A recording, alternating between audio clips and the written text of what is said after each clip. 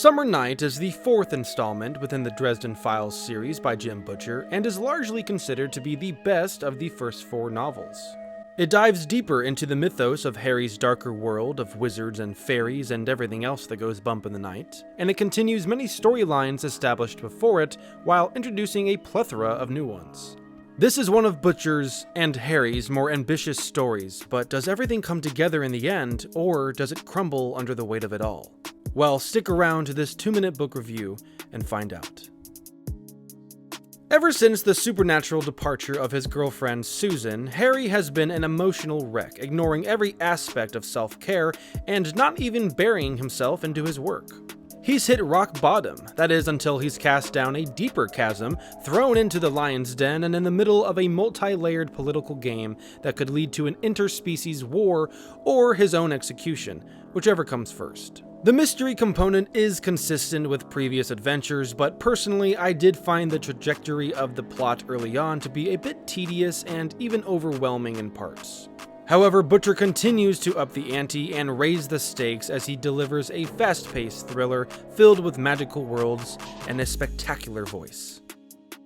Speaking of voice, Harry Dresden is perfectly witty and charming in his own depressed sort of way. It felt before like Butcher was watering him down after each book's initial chapters, but here his character feels much more consistent from start to finish.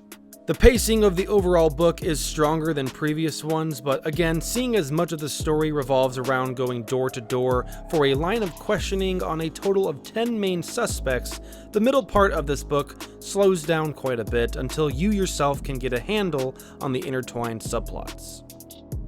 Now, while the villain aspect of Summer Night felt like a half step down from Nightmare in Grave Peril, every other character component felt like a full step up.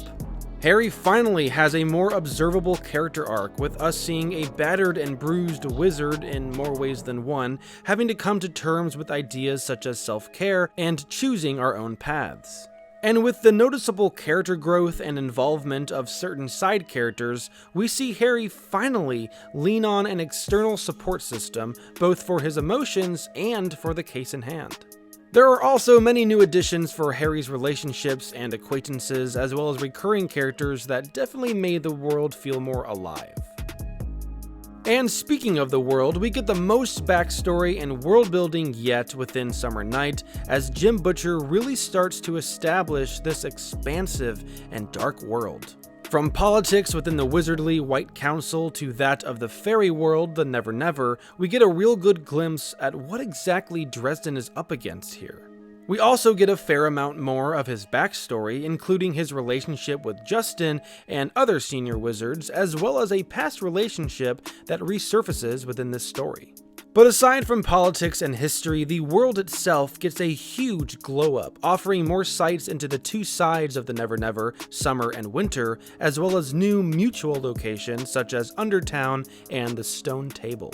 Now, while the magic system itself is expanded upon much less than within the previous books, and the scares aren't as tense or impactful as they were before, the overall setting is greatly improved upon from just a magic-infused Chicago.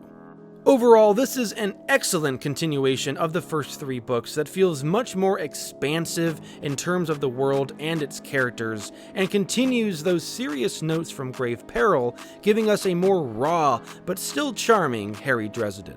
In my opinion, there is a bit too much clutter at times, with too many characters introduced far too quickly, and some with too similar sounding names, as well as too many plot lines to juggle and make it all work flawlessly, but it's clear Butcher is having a blast writing, which makes it hard not to enjoy this new adventure.